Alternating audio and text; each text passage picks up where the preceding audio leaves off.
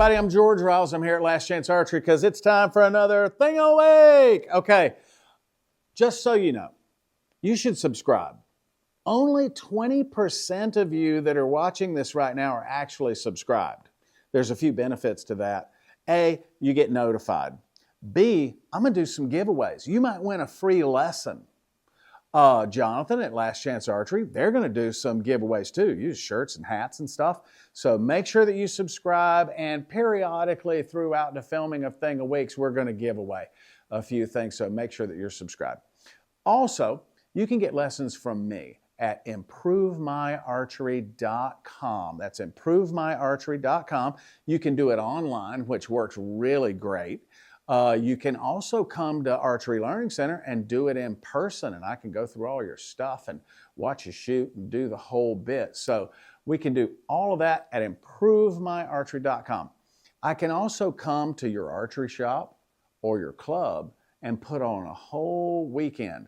I go all around the world and I do these weekend workshops, and you can have one at your club or your archery shop. All you have to do is contact me. You can do it through YouTube, or you send me an email or whatever. I'm not hard to find. And we'll pick a weekend that works out for you, and I'll be there, and we'll have 20 of your closest friends.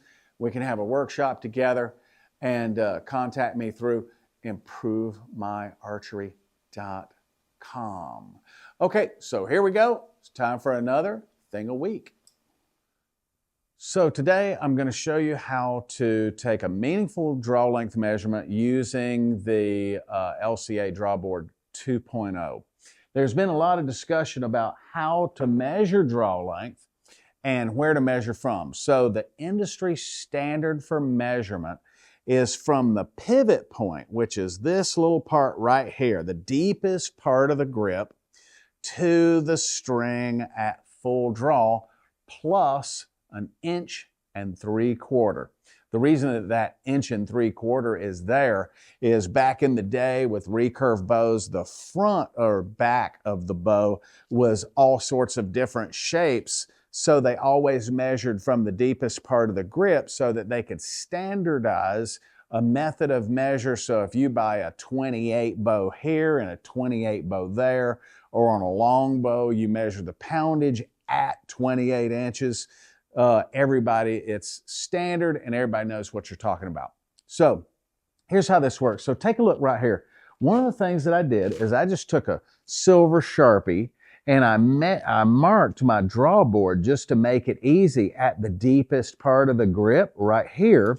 So when I put the bow in, I've got an easy measurement here.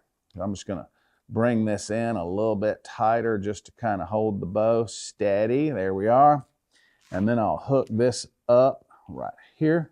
Always make sure you put on your little safety keeper here, just to make sure that you don't accidentally dry fire your bow. Now,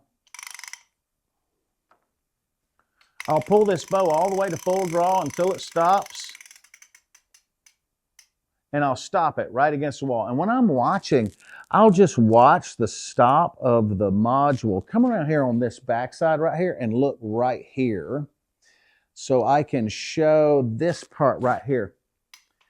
So when I draw the bow to full draw, I just watch this until it touches, right? And I can press into it just a hair like that. And that way I've got the bow at full draw, and it's kind of like how it's going to be when you're actually shooting the bow, right? So then I'll take my tape measure and I'll set at 1 3/4 inches.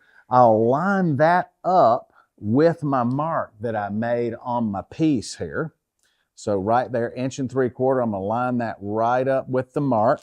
And then I'll measure over here to the D loop. Let's see, I'll get out of your way. Can you see that over here over my shoulder? So you see right there at the D loop. So I'll try to get out of the light here. There we go. So I can measure to the D loop, and you see this bow is 29 inches at full draw. Now, one thing that I'll show you too is that this particular bow that I just pulled out of the stack, it doesn't have a grip on it.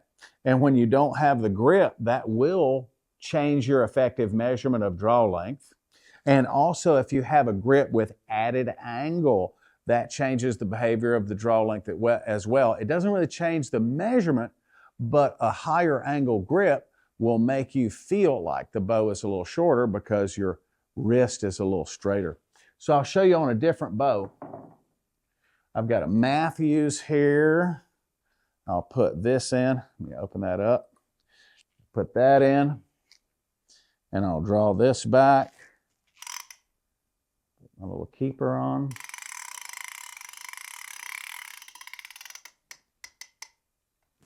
Draw that back until it stops. Then I can measure 1 3/4 inches lined up with my mark. And this bow is 28 3/4 inches. So there we are. That's how you measure with the draw length. Now let me show you something else. You can also take your marker and just look at where you have the pivot point of the grip, and I can make a little bit of a dot right there on the bow, just so I've got the pivot point marked here on the shelf. And if you don't have a draw board, you can put an arrow in here and then just pull the arrow back to full draw, and then have someone mark the arrow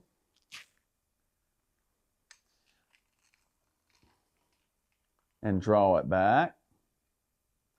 Then you just take your tape measure here and you set your tape measure at 1 3/4 inches on the arrow, and then measure to the bottom of the knot groove, and you see, I got it right there. That's how you would measure with just an arrow. All right? And that is how you measure a draw length on the LCA Draw Board 2.0, or you can use an arrow if you don't have access to your tools and you just need to know what your draw length is. So I'll see you next week for another thing a week.